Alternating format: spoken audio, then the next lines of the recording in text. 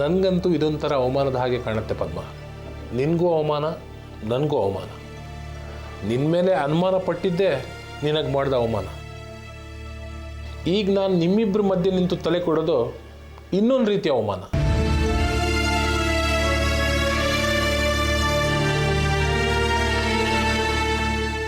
ಅದೇ ರೀತಿಯಿಂದ ಅಂದ್ಕೊಂಡ್ರು ನನಗೋಸ್ಕರ ಸಹಿಸ್ಕೋತೀಯ ಗುರು?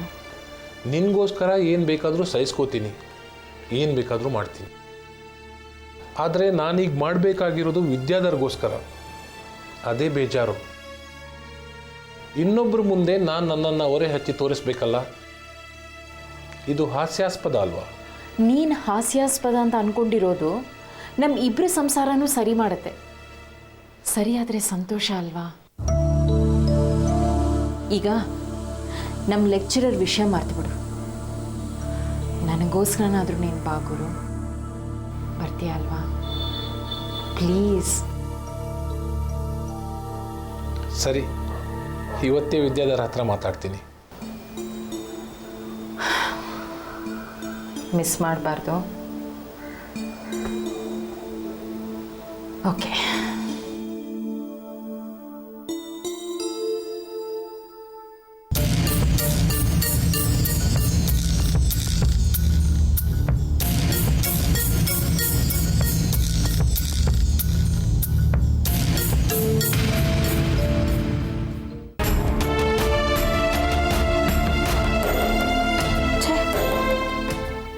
ಮರ್ತು ಹೋಗೋ ವಿಷಯ ಆಗಬಾರ್ದು ರಘು.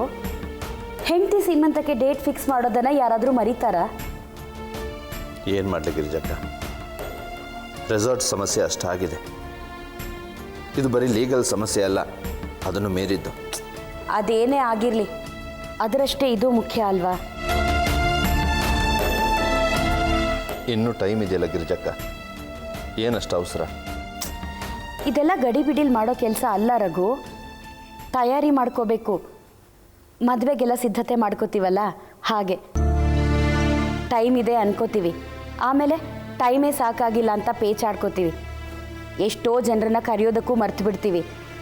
ಹಾಗೆಲ್ಲ ಏನೂ ಆಗೋದು ಬೇಡ. ದುಡ್ಡಿನ ಸಮಸ್ಯೆ ಇರೋರಿಗೆ ಎಲ್ಲ ವ್ಯವಸ್ಥೆಗಳು ಸಮಸ್ಯೆಗಳಾಗಿ ಕಾಡುತ್ತೆ.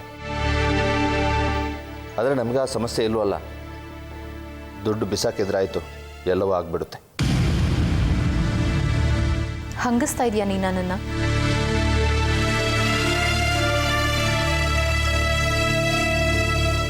ಅಥವಾ ನಿಜವಾದ ಸ್ಥಿತಿ ಬಗ್ಗೆ ಹೇಳ್ತಾ ಇದೆಯಾ? ನಿನ್ನ ಮಾತು ಎರಡಕ್ಕೂ ಅನ್ವಯಿಸುತ್ತೆ. ಅರ್ಥ ಆಗಲಿಲ್ಲ, ಅದಕ್ಕೆ ಕೇಳಿದೆ.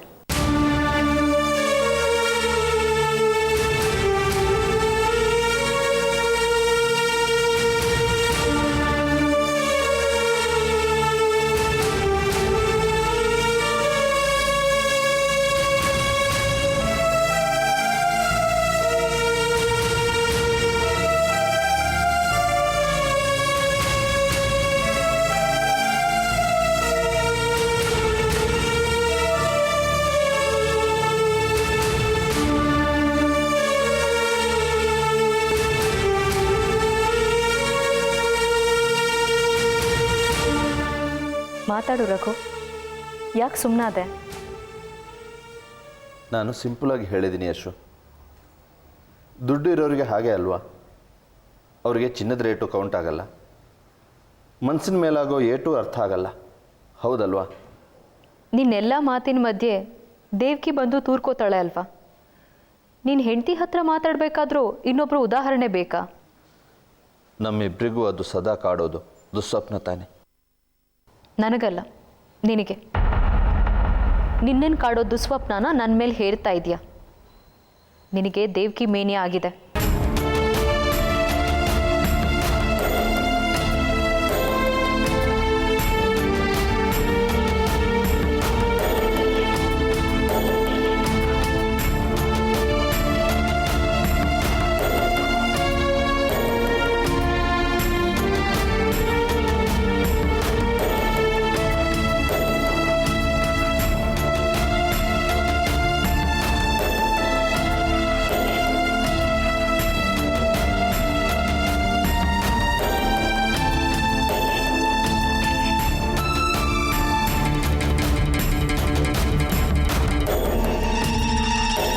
ದೇವಕಿ ಹತ್ರ ಒಂದೇ ಒಂದು ಕಂಪ್ಲೇಂಟ್ ಕೊಡಿಸಿದ್ರೆ ಏನಾಗುತ್ತೆ ಗೊತ್ತಾ?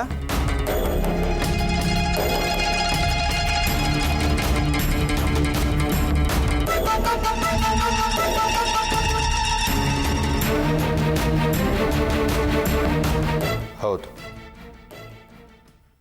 ನನಗೆ ದೇವಕಿ ಮೇನಿಯ. ಕೂತ್ರೆ ನಿಂತರೆ, ಕೆಲಸ ಮಾಡ್ತಾ ಇದ್ರೆ, ಗಾಡಿ ಓಡಿಸ್ತಾ ಇದ್ರೆ ಅವಳ ಮುಖನೇ ಅಡ್ಡ ಬರುತ್ತೆ.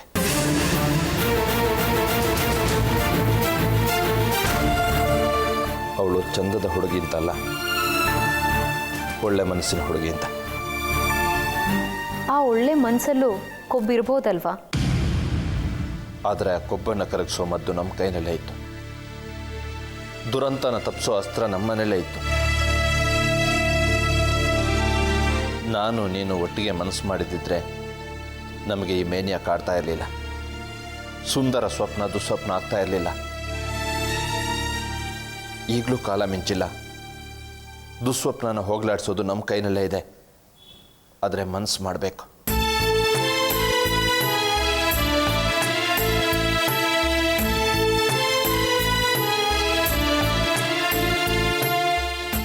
ಯಶು, ನಾವೀಗ ಕತ್ತಿ ಮೇಲೆ ನಡೀತಿದ್ದೀವಿ.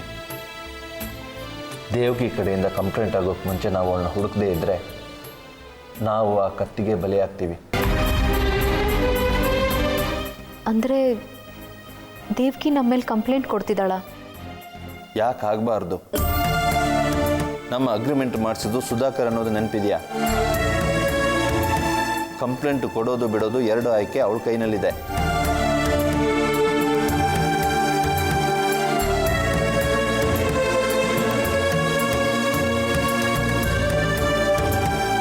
ಯಾರೇನೇ ಹೇಳಿದ್ರು ದೇವಕಿ ಕಂಪ್ಲೇಂಟ್ ಕೊಡಲ್ಲ. ಅವಳಿಗೆ ಅವಳ ಹೆಸರು ಹಾಳಾಗೋದು ಇಷ್ಟ ಇಲ್ಲ. ಗಾಜಿನ ಮನೆಯಲ್ಲಿ ಕೂತು ಸಂಭ್ರಮಿಸೋದನ್ನು ಬಿಡು ಯಶು. ಹೆಸರು ಕೆಡೋದು ಅವಳದು ಮಾತ್ರ ಅಲ್ಲ, ನಮ್ಮದು ಕೂಡ. ಅವಳೇನಾದರೂ ಕಂಪ್ಲೇಂಟ್ ಕೊಟ್ಟರೆ ಏನಾಗ್ಬೋದು ಊಹಿಸ್ಕೊ. ಪೇಪರ್ಗಳಲ್ಲಿ ಫೋಟೋ ಹಾಕ್ತಾರೆ, ಚಾನೆಲ್ಗಳು ಕ್ಯಾಮ್ರಾ ಹಿಡ್ಕೊಂಡು ಮನೆ ಮುಂದೆ ಬರ್ತವೆ. ನಾಚಿಕೆ ಕೆಟ್ಟ ಕೆಲಸ ಮಾಡಿದೀವಿ ಅನ್ನೋ ಹಾಗಾಗ್ತೀವಿ. ಅವಳ ಬಾಳನ್ನ ಹಾಳು ಮಾಡಿದ ಪಾಪಿಗಳು ನಾವಾಗ್ತೀವಿ. ಹೆಸರು, ಹಣ, ಗೌರವ, ಪ್ರತಿಷ್ಠೆ ಎಲ್ಲವನ್ನೂ ಕಳ್ಕೊತೀವಿ.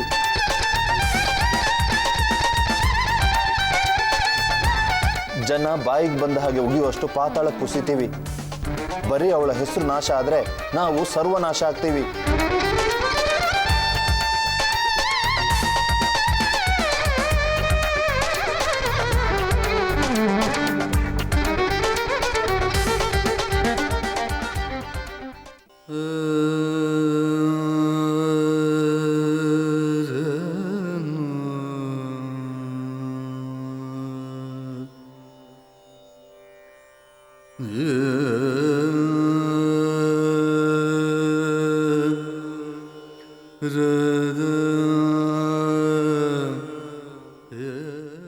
ಇಷ್ಟು ದಿವಸ ಹೇಗೋ ನಡೀತು. ಇನ್ನು ಮುಂದೆ ಹೇಗೆ ಏನು ಅಂತ ಏನಾದರೂ ಯೋಚನೆ ಮಾಡಿದೀಯಾ?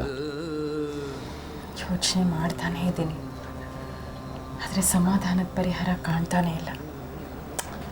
ಬರೀ ಗೊಂದಲ. ಇವಳಿಗೆ ಮಗು ಬಗ್ಗೆ ಪ್ರೀತಿ ಇದೆಯಾ ಅಥವಾ ಮಗು ತನ್ನದಲ್ಲ ಅನ್ನೋ ಪರಕೀಯ ಭಾವನೆ ಇದೆಯಾ? ಸದ್ಯದ ಪರಿಸ್ಥಿತಿ ನೋಡಿದ್ರೆ ಅವಳಿಗೆ ಮಗು ಬಗ್ಗೆ ಯಾವುದೇ ಆಸಕ್ತಿ ಇಲ್ಲ ಅನ್ಸುತ್ತೆ. ಮಗುನ ಹೆತ್ಕೊಡ್ತಿದ್ದಾಳೆ ಅನ್ನೋದು ಬಿಟ್ಟರೆ ಅವಳಿಗೆ ಅದ್ರ ಬಗ್ಗೆ ಯಾವುದೇ ಅಟ್ಯಾಚ್ಮೆಂಟ್ ಇಲ್ಲ. ಹೆಂಗಸರು ವಿಚಾರ ಹೆಂಗಸರಿಗೆ ಗೊತ್ತಿರುತ್ತೆ. ಆದರೂ 9 ತಿಂಗಳು ಹೊತ್ತಿದ್ದಾಳಲ್ವ, ಆ ಸಂಬಂಧನೇ ಸಾಕಲ್ವಾ? ಹೆರಿಗೆ ನೋವು ತಾನು ಹೆರೋ ಮಗುವಿನ ಮೇಲೆ ಮಮಕಾರನೂ ಹೇರ್ಕೊಂಡೇ ಬರುತ್ತೆ ಅನ್ನೋದು ಸತ್ಯ ಅಲ್ವಾ? ಹೌದು ಸರ್. ತಾಯ್ತನದಲ್ಲಂತೂ ಪ್ರತಿ ನಿಮಿಷನೂ ಮಗು ಬಗ್ಗೆ ತುಡ್ತಾ ಇರತ್ತೆ. ಮಗು ಹೊಟ್ಟೆಲಿರುವಾಗಲೇ ಆಡೋ ಎಲ್ಲ ಆಟನೂ ತಾಯಿ ಎದೆ ಬಡಿತದಲ್ಲಿ ದಾಖಲಾಗ್ತಾ ಇರತ್ತೆ.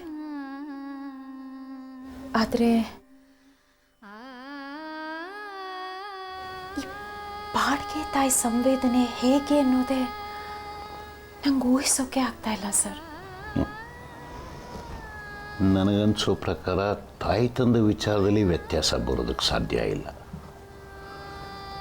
ಮಗು ಬೇರೆ ಯಾರದ್ದೇ ಇರಬಹುದು, ಆದರೆ ಈ ಹೊಕ್ಕಳ ಸಂಬಂಧ ಅಂತ ಅಂತಾರಲ್ಲ, ಅದು ತಾಯಿ ಮಗುವಿನ ಮಧ್ಯೆ ಭಾವನಾತ್ಮಕ ಸಂಬಂಧನೂ ಹುಟ್ಟುಹಾಕಿಬಿಡುತ್ತೆ. ಆ ಸಂಬಂಧನ ಅಷ್ಟು ಸುಲಭವಾಗಿ ಕಟ್ಕೊಳ್ಳೋಕ್ಕಾಗೋದಿಲ್ಲ.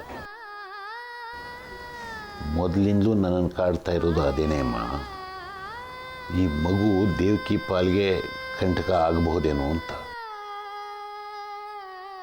ಯಾಕೆಂದರೆ ಯಾರ್ದು ಮಗು ಅನ್ನೋ ಪ್ರಶ್ನೆನ ಇವಳು ಎದುರಿಸೋಕ್ಕಾಗಲ್ಲ. ಸಮಾಜಕ್ಕೆ ಉತ್ತರ ಕೊಡೋಕ್ಕೂ ಆಗಲ್ಲ. ಇದು ನಂದೇ ಮಗು ಅಂತ ಧೈರ್ಯವಾಗಿ ಹೇಳ್ಕೊಳ್ಳೋಕ್ಕೂ ಆಗಲ್ಲ. ಆದರೆ ಹೆರಿಗೆ ಆದ ತಕ್ಷಣ ನಮ್ಮ ದೇವಕ್ಕೆ ಸ್ವತಂತ್ರಳಾಗಬೇಕು ಸರ್. ಎಷ್ಟು ದಿನ ಅಂತ ಸರ್ ಈ ಹಿಂಸೆ? ಅದೇ ಹೇಗೆ ಅಂತ. ಆ ಮಗು ಈ ಜಗತ್ತಿಗೆ ಬಂದ ಕೂಡಲೇ ಅದನ್ನು ಬೇರೆ ಯಾರ್ದಾದ್ರೂ ಮಾಡ್ಲಿಕ್ಕೆ ಒಪ್ಪಿಸ್ಬೇಕಾಗತ್ತೆ. ದೇವಕಿ ಪಕ್ಕದಲ್ಲಿ ಆ ಮಗು ಮಲಗೋಕೆ ಮುಂಚೆನೇ ಈ ಕೆಲಸ ಆಗಬೇಕಾಗತ್ತೆ. ಒಂದು ಸರ್ತಿ ಮಗು ತಾಯಿ ಪಕ್ಕ ಬಂತು ಅಂದರೆ ಯಾವ ತಾಯಿನೂ ಆ ಮಗುನ ಬೇರೆಯವ್ರಿಗೆ ಕೊಡಲ್ಲ ಸರ್. ಇದರಿಂದ ಮುಕ್ತಳಾಗಬೇಕು ಅಂದರೆ ದೇವಕಿ ಗಟ್ಟಿ ಮನಸ್ಸು ಮಾಡಬೇಕು. ನಾನು ಬಾಡಿಗೆ ತಾಯಿ ಮಾತ್ರ ಅನ್ನೋದು ಅವಳ ಮನಸ್ಸಿನಲ್ಲಿ ಇರಬೇಕು. ನೋಡೋಣ ಸರ್ ಏನಾಗುತ್ತೆ ಅಂತ. ದೇವಕಿ ವಿಷಯದಲ್ಲಿ ತೀರ್ಮಾನ ತಗೊಳ್ಳೋದೇ ಕಷ್ಟ ಆಗಿದೆ.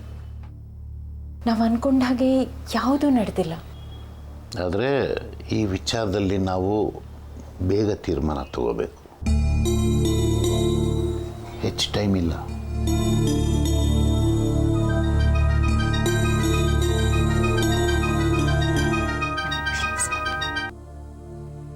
ಹಲೋ ಹೇಳಿ.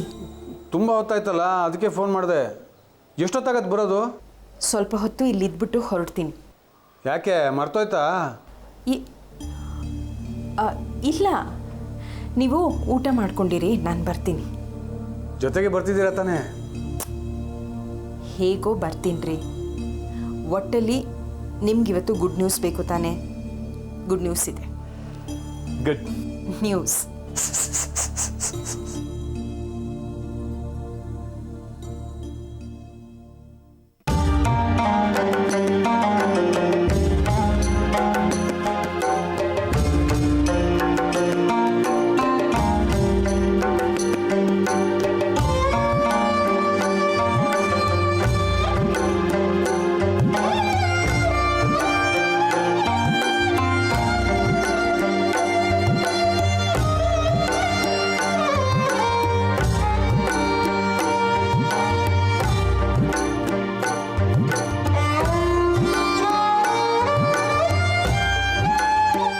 ಜ್ಯೂಸ್ ತಂದ್ಕೊಡ್ಲೋದಕ್ಕೆ? ಬೇಡ ಸುನೀತಾ, ನನಗೆ ಈ ಹೆರಿಗೆ ಬಗ್ಗೆನೇ ಚಿಂತೆ ಆಗಿದೆ. ಅಲ್ಲ ಕಣೆ, ಈಗಾಗಲೇ ನೀನು 5 ಹೆರಿಗೆಗೆ ಆಗೋಷ್ಟು ನೋವು ಒಟ್ಟಿಗೆ ಅನುಭವಿಸಿದ್ಯಾ. ಇದ್ಯಾವ ಅದು ಜೀವ ಹಿಂಡೋ ಅನುಭವ. ಇದು ಜೀವನ ತೆಗಿಲೂಬಹುದಲ್ವಾ? ಸ್ವಲ್ಪ ಸುಮ್ಮನಿರ್ತೀಯಾ? ಯಾವಾಗ ನೋಡಿದ್ರು ಇದನ್ನೇ ಹೇಳ್ತಿರ್ತೀಯ. ಏನಾಗಿದೆ ನಿನಗೆ? ಇನ್ನೊಂದು ಸರಿ ಸಾಯೋ ಮಾತಾಡಬೇಡ, ತಿಳಿತಾ?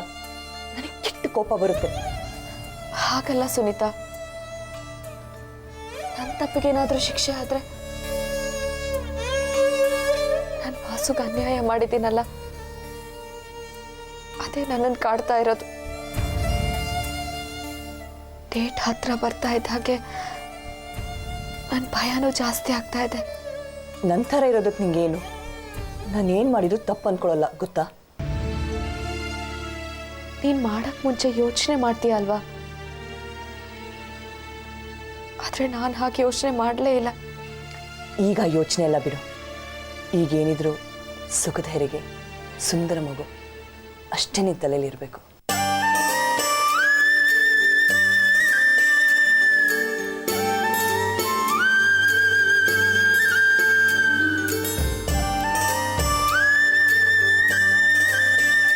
ಸುನೀತಾ, ನನ್ನ ಹೆರಿಗೆ ನಾರ್ಮಲ್ ಆಗ್ಬೋದಾ ಸಿಸೇರಿಯನ್ನ? ಡೆಲಿವರಿ ದಿನ ಅದು ನಿರ್ಧಾರ ಆಗುತ್ತಂತ ನಿನ್ನ ಹತ್ರನೂ ಹೇಳಿದಾರಲ್ವಾ? ಸಿಸೇರಿಯನ್ನೇ ಆಗಬೇಕು ಅಂದರೆ? ಆಗಲಿ ಬಿಡು, ಭಾಳಷ್ಟು ಹೆಂಗಸರು ನೋವಿಂದ ತಪ್ಪಿಸ್ಕೊಳ್ಳೋಕ್ಕೆ ಸಿಸೇರಿಯನ್ನೇ ಮಾಡಿ ಅಂತಾರೆ. ನಾರ್ಮಲ್ ಆದರೂ ಸಿಸೇರಿಯನ್ ಆದರೂ ದೇಹದ ಮೇಲೆ ಮರೆಯಾಗದ ಮಾರ್ಕ್ಗಳು ಹಾಗೆ ಅಚ್ಚೊತ್ತಿ ಉಳ್ಕೊಂಡ್ಬಿಡ್ತವೆ.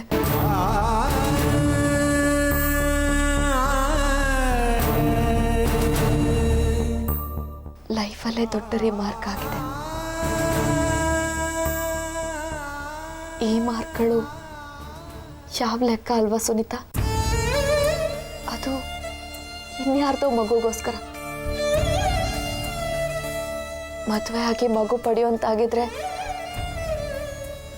ಇದೆಲ್ಲ ಕಾಡ್ತಾನೆ ಇರ್ತಿರ್ಲಿಲ್ವೋ ಏನೋ.